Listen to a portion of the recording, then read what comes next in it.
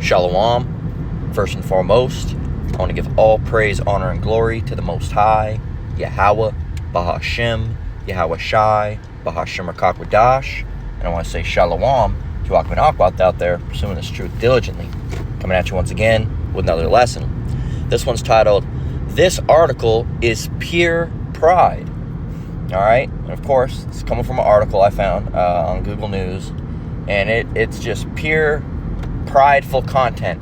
That's all it is, just pure pride. And I'm gonna go ahead and read it, and you can hear the pride in the letters that this dude typed. All right, so it's right here from National Review. Let it load, and that can go away. It says, "No, it's not World War III. It's the leverage Trump needs." And, and it's by Dan Crenshaw. And I've done a lot of lessons about these prideful statements and these prideful articles dealing with World War III. But, this has got to be one of the worst ones yet, just by, the way that he talked. It says, bolstering Ukraine now helps Trump in January and beyond. This week, Ukrainian forces used American-made ATACMS missiles to strike Russian military targets inside Russia for the first time, marking a remarkable policy shift by the Biden administration. Cue the hyperventilating from the usual suspects about the warmongers are dragging us into World War III. But is that really true, or did Biden finally give the incoming administration exactly what Trump needed? Leverage.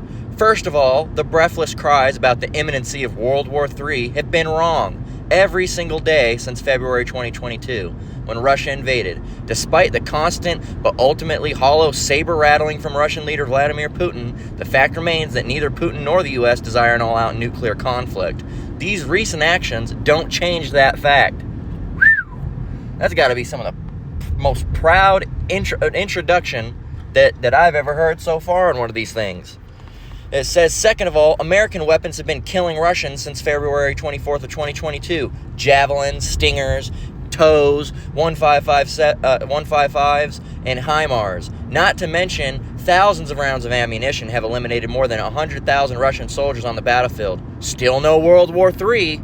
Third, Ukraine has been attacking targets on Russian soil since almost the beginning of the war. Its soldiers have used mortars, artillery, and vehicles, all of which we supply. Still no World War III. Russia hasn't even retaliated against smaller countries like Turkey, which produced Bayraktar drones that were pivotal in the Ukraine's ability to halt Russia's initial invasion. In March, both Great Britain and Germany gave Ukraine permission to use their weapons to strike inside Russian territory. Despite Putin's public threats, still no retaliation. But we're supposed to believe that Russia would retaliate as a result of the stepped-up U.S. aid while ignoring that provided by Turkey, Britain, or Germany? The doomsday narrative doesn't add up, and it never has. God damn, look how prideful this article is, And I gotta stop right there and get a scripture, because, man. What's it called? I forgot the name of my Bible app. Alright, let's get Proverbs. Come on now. Come on. Act right.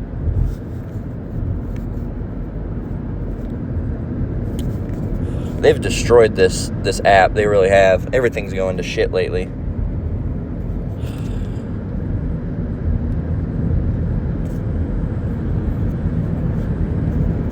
There we go. Jeez.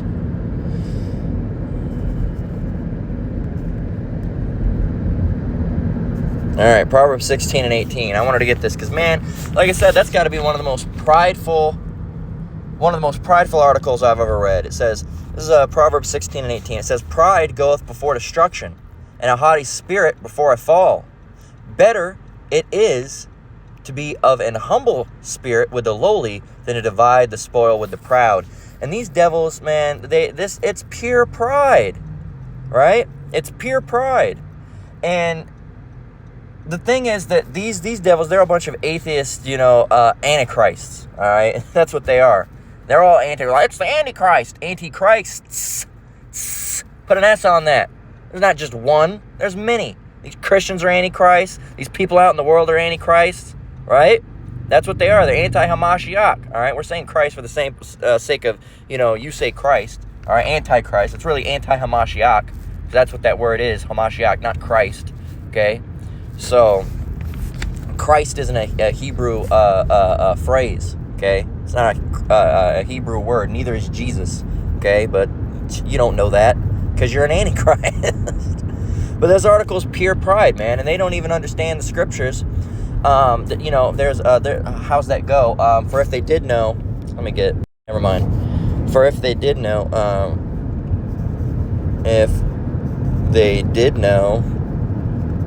they wouldn't have crucified. This is 1 Corinthians 2 and 8.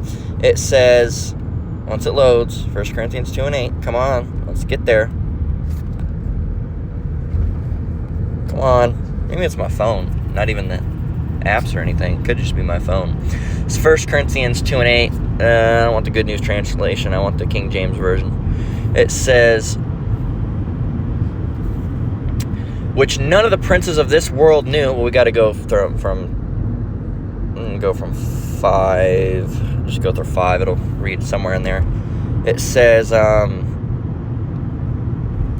from verse 7, it says, but we speak even the wisdom of Yahweh in a mystery, even the hidden wisdom. So this truth and this gospel, these words written on this page that we're reading right now, some people can't even interpret it despite seeing them.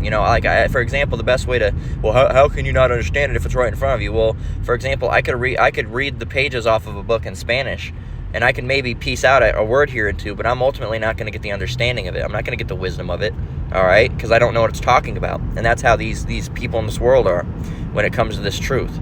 So it says, but we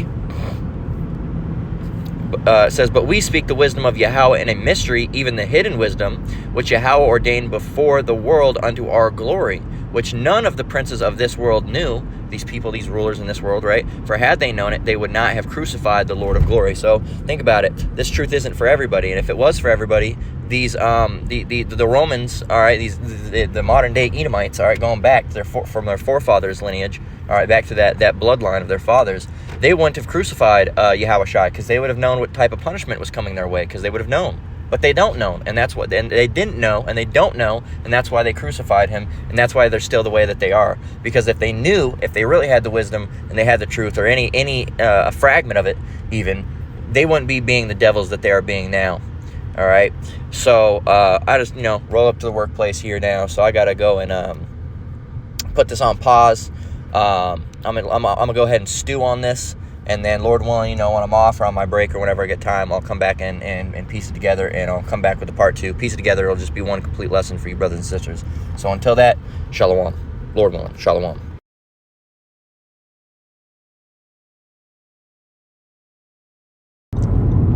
All right, we're back. Shalom. So, continuing on, these devils and their pride, man. It's all about pride with them at the end of the day.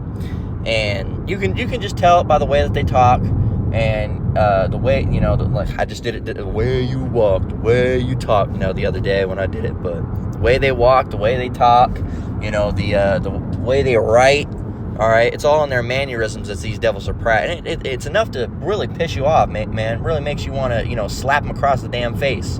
It really does. It makes you want to hit them. Not that we would, but a proud man, oh man, I can't stand a proud person. All right, they're right up there with a liar, okay? And a lot of the time, liars are proud people in general, or proud people are liars in general, and they stand up there, and they just, nobody wants to hear you boast about your accomplishments, oh yeah, well this and that, or, America with how it is with they think like they're fucking invincible or something, and it's not the case. It's not the case at all. And I wanted to get the scripture before I had to close out. And it was, close out the first time, or leave off at the time, but Revelation 18 and 13. Because they keep on saying, the doomsday narrative, it's not going to happen. Doomsday, it's not going to happen. Well, you say a lot of things in the Bible weren't going to happen, and they did happen, okay? So your narrative isn't really, it's not looking so good. It's not looking so hot right now. So let's go ahead and get Revelation 18 and 13, right? And I'm going to explain it as we go. So 18 and 13. So Revelation 18 and 13, 8 and 13. I'm reading about cinnamons and cloves, and I said, well, that ain't it. All right, so Revelation 8 and 13, as you can see. And I beheld and heard an angel flying through the midst of heaven, saying with a loud voice, Woe, woe, woe to the inhabitants of the earth by reason of the other voices of the trumpet of the three angels which are yet to sound. And I wanted to go and see, I want to make sure. I'm going to look it up just because I don't want to say anything and be incorrect.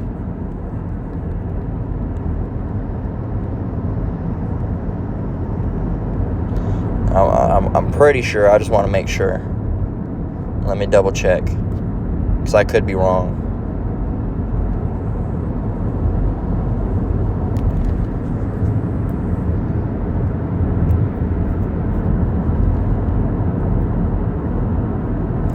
See, the angel is actually an eagle. Where do they get this from? It says something about a manuscript. It says,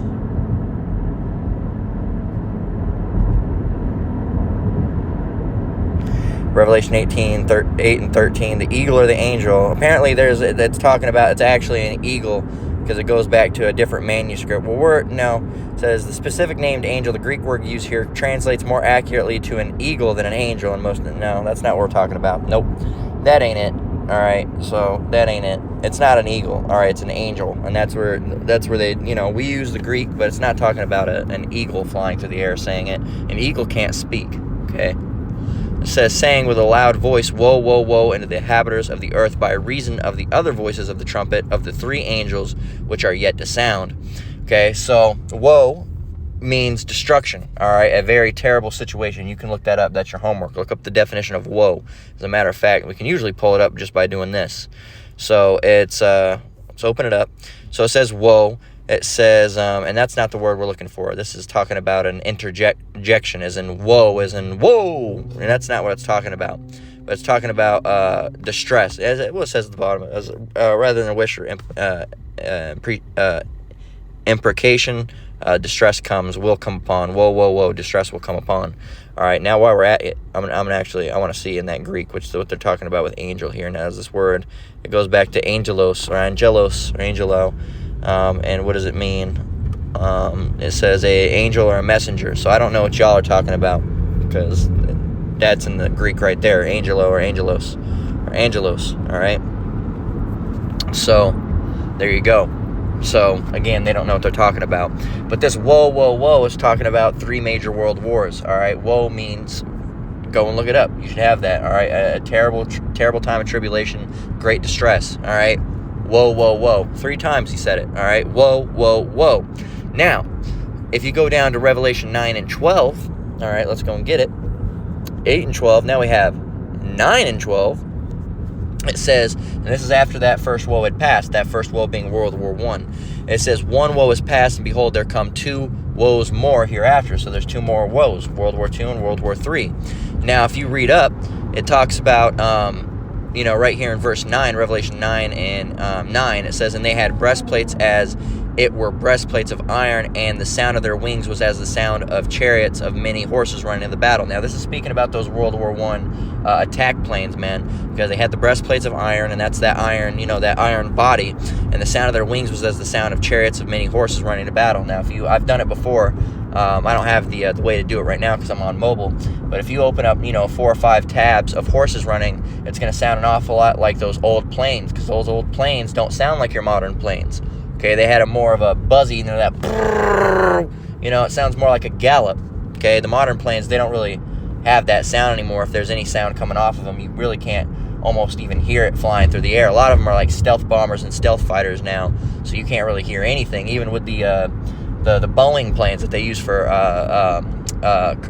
passenger planes, passenger aircraft, right? Like commercial aircraft, whatever they want, commercial airliners.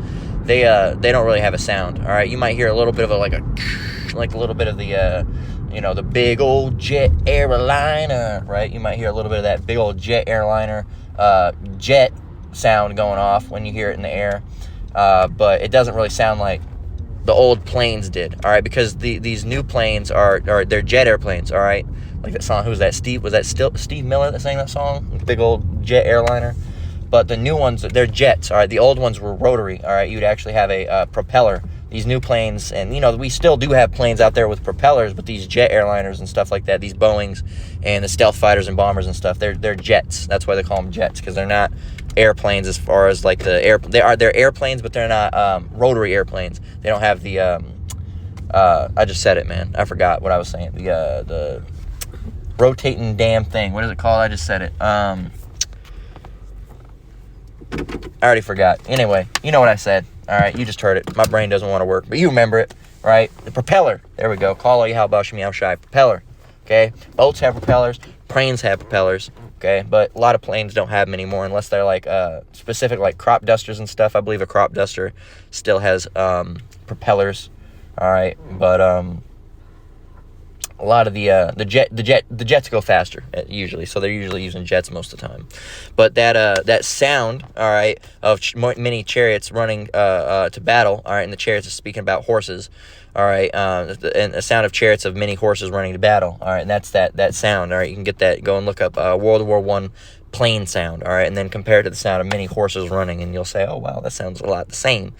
Now, the other part of the defining factor that you can't deny, no matter what, is in verse 10. It says, and they had tails like unto scorpions, and there were stings in their tails, and their power was to hurt men 5 months. And I remember the first time I heard one of the apostles, I believe it was actually, was it Apostle, I can't remember if it was Apostle Gabar or Apostle Ramla, but I remember, it was like almost like chills, because I'm really into the World War history, World War I, World War II, and then, of course, not really a world war, but almost damn near one, Vietnam.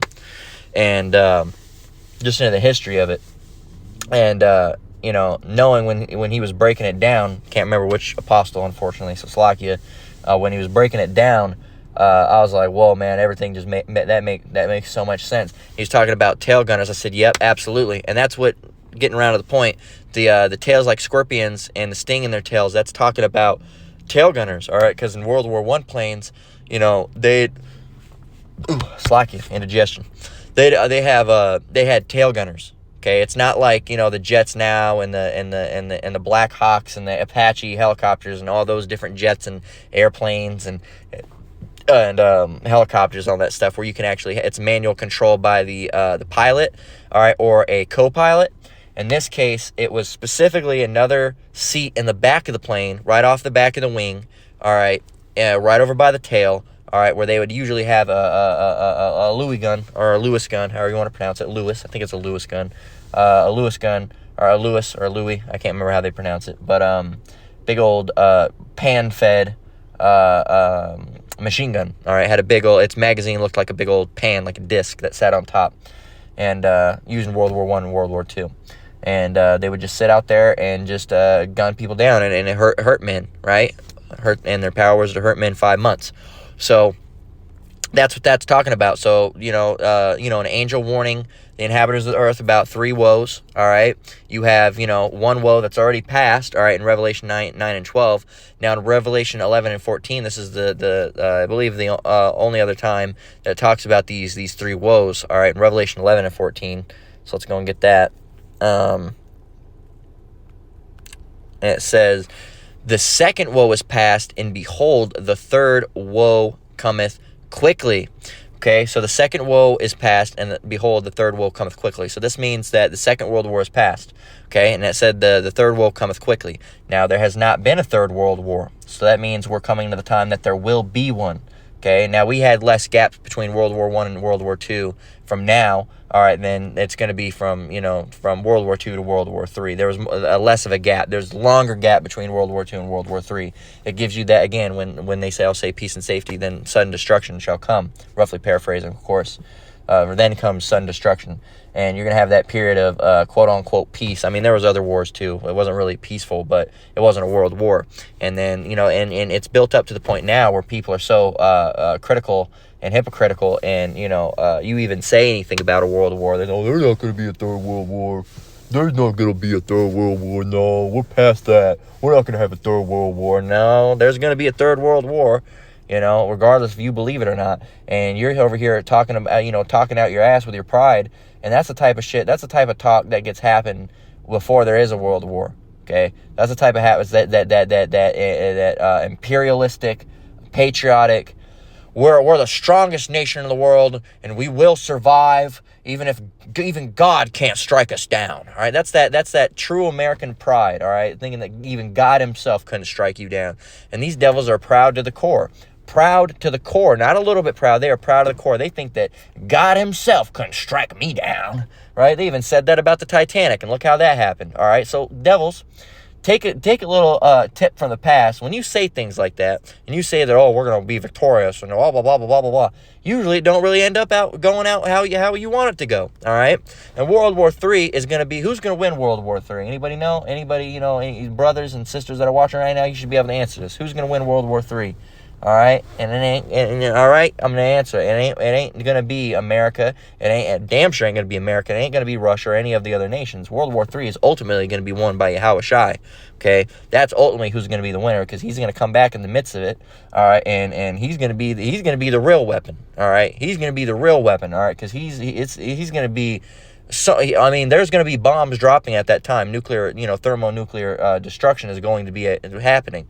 But the Lord's destruction is, oh man, the nukes are going to pale in comparison, right? Because He's going to have His chariots, He's going to have his power, and it's not going to be good for y'all. It really ain't going to be good for y'all. And Lord willing, we're part of the elect, and we're not on the receiving end of that, but we're in the chariots, with Him, being it's safe and sound, all right? But y'all are not going to be safe nor sound, okay? It's going to be terrible for you. And you can tell who wins World War III, Yahweh Shai, all right? Yahweh Yahweh Shai. In verse 15, it says, and the seventh angel sounded, and there were great voices in heaven, saying, the kingdoms of this world are become the kingdoms of our Lord and of His Hamashiach, and He shall reign forever and ever. So, Salakia, Yahweh Bashim Shai is really going to be the winner, because it's going to be, the Father and the Son's kingdoms win, and He shall reign forever and ever. So, that sounds like they won. It doesn't say the kingdoms of the earth became so and so's. No, it became of the kingdoms of the Lord and of His anointed. Okay, so that's Yahweh and Yahweh Shai, His son. So that sounds like they won, and that's how it's going to be. So the winners are going to be Yahweh Bashim Yahweh Shai. It's not going to be Russia or China or North Korea or Iran, all right, or any of these, Palestine, none of these places, man. It's going to be the Lord, all right, Yahweh Bashim Yahweh Shai, the Father and the Son, that win, all right, because it's going to be there. This is going to get wiped out, clean slate. This is going to be a place. This is basically, Babylon is just basically just going to be a big ass zoo. All right, that's all it's going to be, because men aren't going to dwell here. It's going to be a place for birds and beasts of the field and all that stuff. It's not going to be a place where men dwell. That's within the Bible. You can look that up. So, and that's how it's going to be. This place is going to be knocked out, taken out. Okay, and in a matter of fact, I'm gonna go and get that scripture for you, because I hate to be like a Christian pastor and say, that's in the Bible. Well, where? So.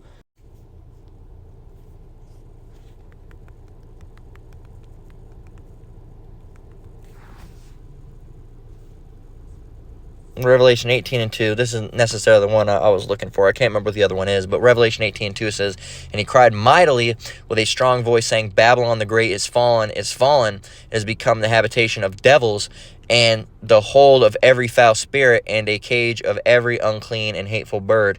There's another one that details more about like beasts and stuff like that. Babylon and beasts.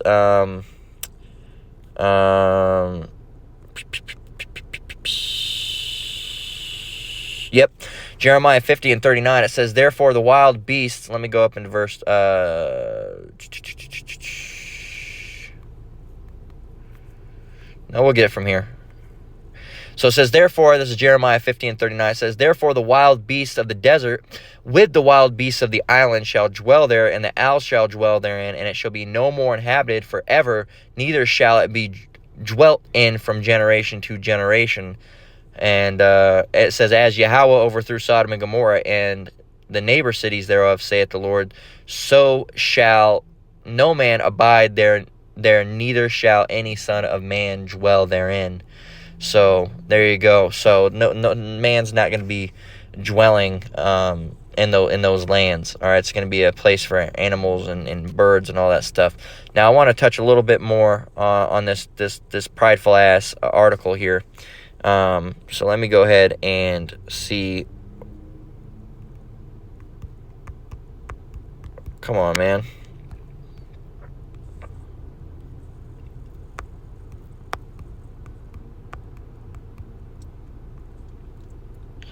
This shit's annoying.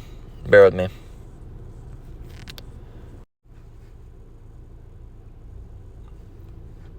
Apparently, it don't want to act right, as it usually don't. All right, so here we go. Uninfringed by a stupid fucking browser. All right, let me go down here. I want to read a little bit more on this. Let me get a drink here.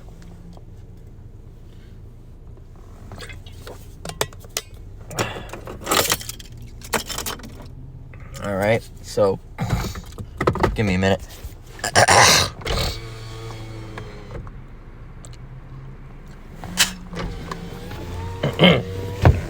Slack you for that.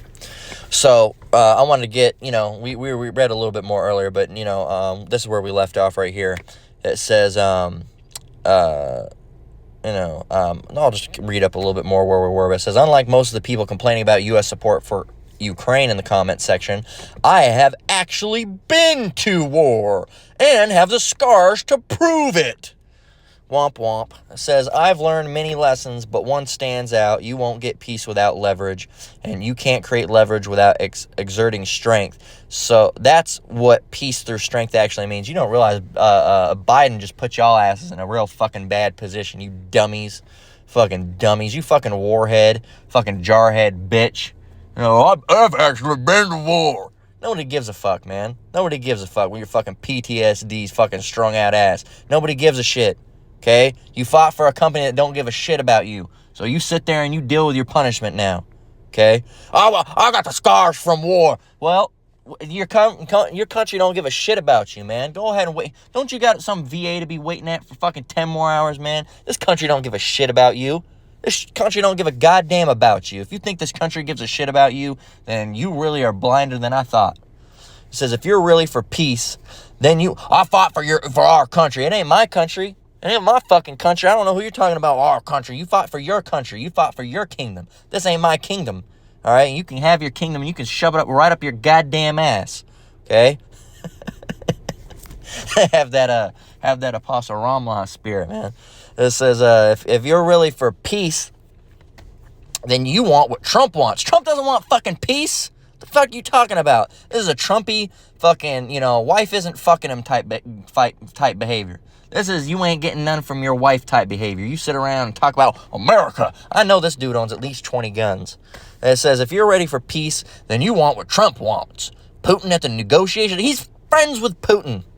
Says this would signal that America's deterrence has been reestablished, which is in our strategic national interest. I don't even want to read this fucking cracker anymore. It says you want war. It says Ukrainian surrender and subjugation, and a Russian army on the border of 4 more NATO countries with a realization that America won't defend its allies. You want World War III? That's how you get World War III. You want to know how you get World War III? No matter what you do. That's how you get World War III, and you can't change. You can't backpedal now. Y'all have already the gears that have shifted. The conveyor belt have already started up, and the gears are returning for World War III. You can't stop it now. There's no way to stop the assembly line. The train's gonna keep on chugging whether you're on board or not, and World War III will happen. And I would love call all you Halbash Meow Shai, Baba Kusha, to Lord while I'm part of the elect, be a part of the elect, and to be with some brothers and wonderful brothers and sisters up there in those chariots. And I would like to watch this guy specifically, and many other people's, but I would like to watch this guy specifically's downfall, and see how he's scared and running around. That'd be some funny stuff. That's a pay-per-view event. All right, I'd pay to see that. So, but the Lord will give us those type of things for free. We won't even have to pay for them. But that's like some pay-per-view event. That's some stuff you'd want to see. Oh, yeah, man. Oh, yeah. Right? Because, man, these devils, man, oh, man, they're so proud. They are so proud. And they have nothing to be proud of, all right? They're all our country that you stole, our buildings that we built, well, our food. Tell me some American food. Name some American food. Burgers? Oh, that's interesting because that's from Hamburg, Germany. Interesting. What about Well, how about French fries? Well, it's right in the name, buddy. All right. Well, how about a hamburger? No, how about hot dogs? Oh, well, you mean Frankenfurters? Those are from Germany. So, well, how about pizza, Italy, and Greece? Well, it's real American. How about some ribs? Okay. So congratulations, you actually did name some American food. Now, did you create that, Devils? Well, yeah, we made it. No, you didn't. You know how ribs were created. Ribs, ain't nobody want ribs. They're just bones, right? That's how y'all thought back in the day. Ain't nobody, they're just rib scraps. All right, they're just scraps from the rib. There ain't hardly no much meat on them, right? But you know what you did? You gave them to Jake, all right? You gave them to slaves, right? So-called Negroes, all right, at the time. All right, Negroes, Latinos, and Native Americans, we were all mixed up. You can't necessarily tell who we were at the time. Even though the people at the time looked like so-called Negroes. A lot of those people could have been Gadites too. All right, the Gadites on the Trail of Tear, a lot of those could have been so-called Negroes too, going back to Judah.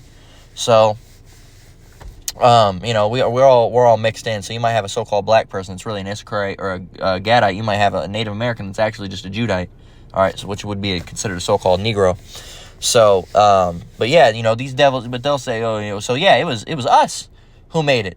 Well, there's also what else? You're gonna name the only things you're gonna name is Southern food. All right. You're going to name ribs. All right. You're going to name wings. All right. Wings, just little scraps of chicken. All right. Cornbread, Native Americans. Gadite made that. So keep on going. You're going to name our stuff. What have you made? American Edomites, what have you made? Because some Edomites in France have come up with some stuff. And mind you, a lot of those recipes were probably iterations of what stuff that Jake has already made. All right. Because we're the ones that are really the entrepreneurs. But they've come up with something, Germans, they probably came up with some shit, all right, because they're the smarter of the Edomites, all right. French are the Edomites that actually know how to season their food sometimes, all right. And Italians, you can't quote Italian food because a lot of the original Italians were so-called Negroes, so you can't quote them either, all right, for their foods. So what do you have? Your buildings are built by us, all right, most notably Issacharites, all right, a lot of Judah too, all right, so-called, Mexicans, and of course, so-called black people as well, all right, your food was made by us, okay, your music was made by us, okay, your sports are played by us. What do you have that's original? Even your gardens are tended by us. Your pools are cleaned by us. Everything that you have, we do for you. We do everything for you. You're welcome. Fucking devils. This is Malachi 4:1. It says, "For behold, the day cometh." That's what the Jacob's trouble. That day, really the day when Yahushua comes back. It's in that midst of. Yes, it's going to be in Jacob's trouble. Yes, it's going to be in the midst of World War III. They're all kind of coupled into one at that point. That when Yahushua comes back, it's still considered Jacob's trouble. Well, that day is going to be like the day of deliverance. It's not really Jacob's trouble anymore. That's like the last day of Jacob's trouble because it's the day of deliverance. And that's the day of Armageddon, or Armageddon, all right, in the Hebrew word. So it's really not Jacob's trouble anymore. It's Armageddon, which is still it's Jacob's trouble and is where it's going to take place in. But it's kind of almost something new. It's almost a different time. Armageddon, and then the deliverance. And, I lost my train of thought where I was going here with this. But it's going to be all World War III, because you're going to have bombs dropping off and stuff like that. That's going to be that final hour, man. That final hour. All right. So, I think it was, what is it? And we can read that.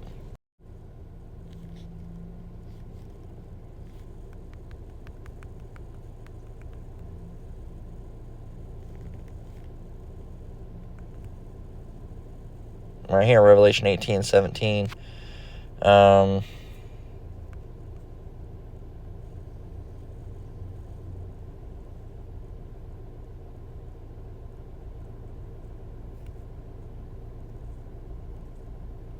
This is the one, right? Let me see. Right here. Revelation 18:10. This is the one. "Standing afar off for the fear of her torment, saying, Alas, alas, that great city Babylon, that mighty city, for in 1 hour is thy judgment come. And there's a game that I like, and a lot of brothers probably played it before, Fallout, and it was called the Great War. And that's the war where basically the earth stood still and final, well, it didn't end for them. It was it just set the earth back, 1,000 years. But, and it took 2 hours. So where do you think that got from? They just extended it by an hour. So the Great War lasted 2 hours. That's it. Okay, so, but this one, all right, destruction, complete and utter destruction of America is only going to take an hour. So it's terrifying. So Malachi 4:1, speaking of this day, says, "For behold, the day cometh that shall burn as an oven, and all the proud, yea, and all that do wickedly shall be stubble. And the day that cometh shall burn them up, saith the Lord of hosts, that it shall leave them neither root nor branch." There you go. Boom, boom, bam. And if you want some edification or exhortation, you can read down from 2, 3, and 4, really more like not an edification, but like a spirit booster. And, it'll tell you that, the Lord's got his own. All right. So, but if you don't have the Lord, then it's gonna be ill for you, man. It ain't gonna be good. And I don't mean ill as in how Jake took it over in the 90s. Yo, man, that's straight ill, brother. No, it's gonna be ill as in very bad and very terrible. So Isaiah 2:10, it says, "Enter into the rock and hide thee in the dust." Going back into trying to hide from their destruction and judgment. It says, "For fear of the Lord and for the glory of his majesty, the lofty looks of man shall be humbled, and the haughtiness of men shall be bowed down." It goes back to pride. "And the Lord alone shall be exalted in that day. For the day of the Lord of hosts shall be upon every one that is proud and lofty." In case you wanted it written plain out for you. It says, "And upon every one that is lifted up, and upon every one that is lifted up, and he shall be brought low. And upon all the cedars of Lebanon that are high and lifted up, and upon all the oaks of Bashan, and upon all the high mountains, and upon all the hills that are lifted up, and upon every high tower, and upon every fenced wall, and upon all the ships of Tarshish, and upon all pleasant pictures, and the loftiness of man shall be bowed down, and the haughtiness of man shall be made low." Slakia. It says, "And the Lord alone shall be exalted in that day, and all the idols he shall utterly abolish, and they shall go into the holes of the rocks, and into the caves of the earth," trying to hide in their little bunkers, right? "For fear of the Lord and for the glory of his majesty, when he ariseth to shake terribly the earth.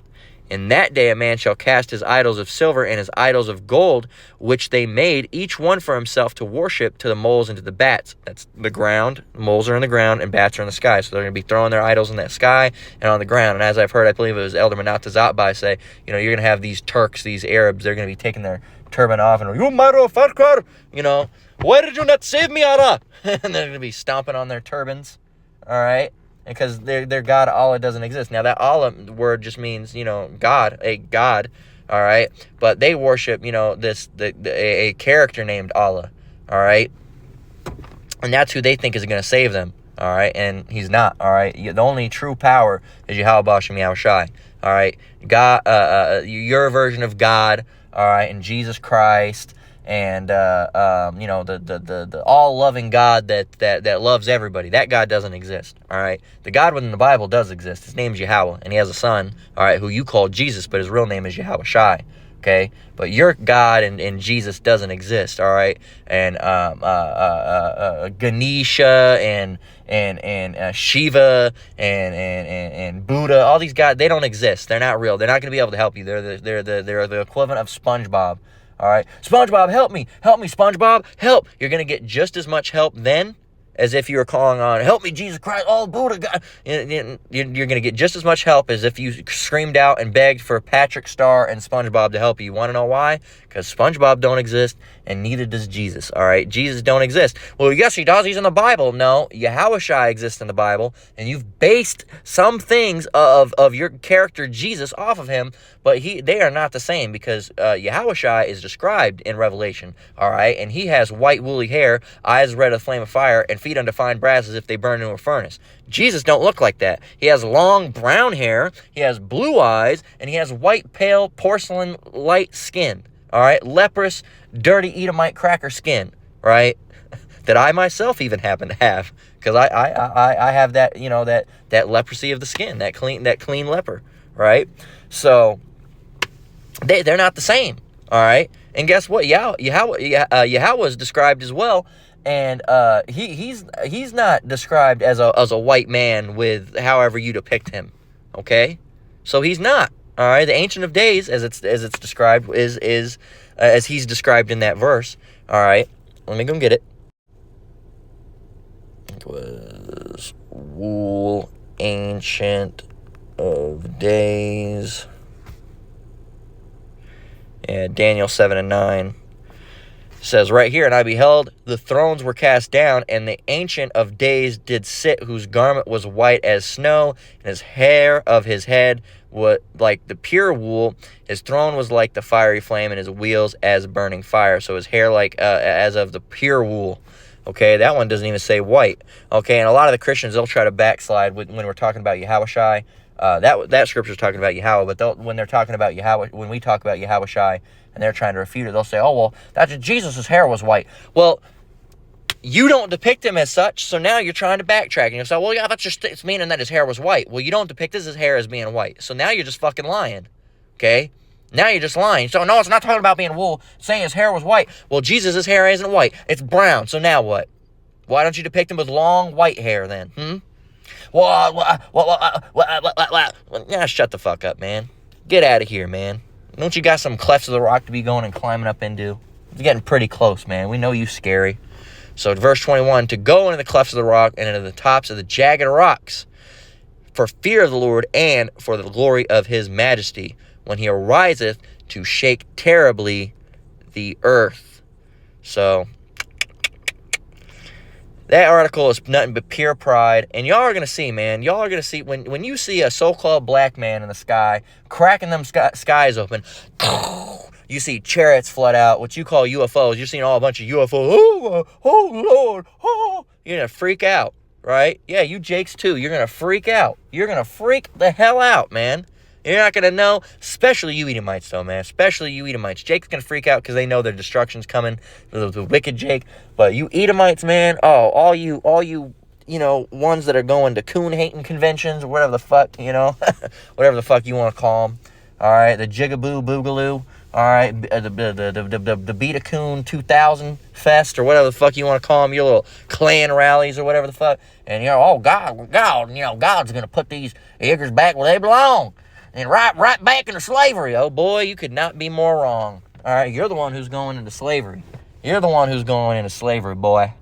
And it's going to be oh so bad. It's going to be oh so bad for you. It's going to be oh so good for us, but it's going to be oh so bad for you. Because you got a debt to pay, man. You got a debt to pay, boy. You always call us boy. You use that term fucking racially. You say, hey, boy, what you looking at, boy? What you looking at, boy? You're going to do some work. Pick those goddamn apples, you crack-a-lackin' ass, crack-a-lackin' motherfucker. Pick them up. All right? And if I see you so much drop as a goddamn apple stem on the ground, I'm going to fucking slap you silly. I'm going to fucking knock your head around like Daffy Duck. Fucking whack your bill around. All right?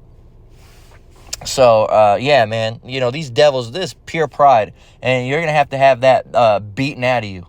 All right, and it'll never be beaten out of you because you're just a proud devil. But you'll learn to shut the fuck up in the kingdom. That's what you'll do because you're gonna be proud inherently. You're inherently wicked. You just can't help it. You're like a child. You just can't speak. They just can't help it. They don't know how to do it yet.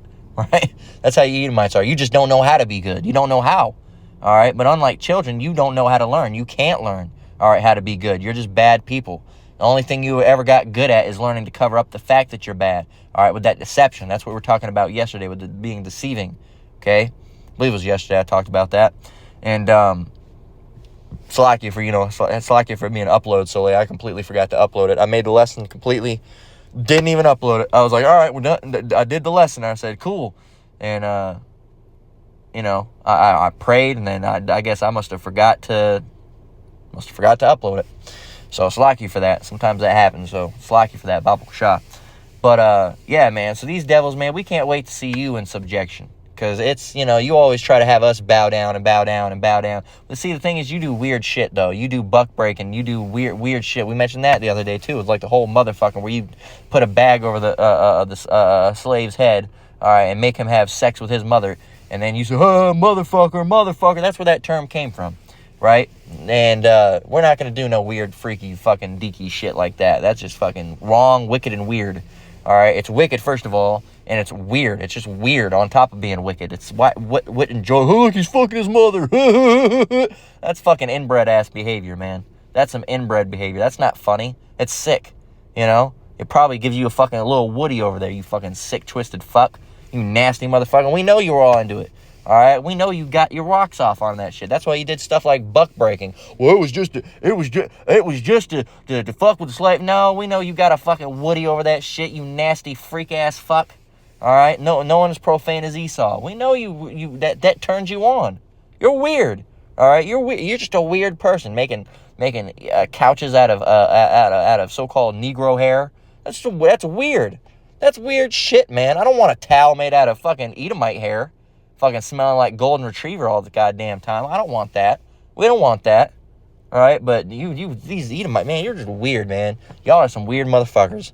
And that article was just nothing but pure pride. These devils are weird. They're prideful. They're evil. And the time is coming where you're going to be on the bottom and we're going to be on the top. All right, you can laugh all you want. Stupid coons and spicks think that they're going to be on the top. We don't think we're going to be on the top. We know we're going to be on the top. And you're going to be on the bottom right where you belong.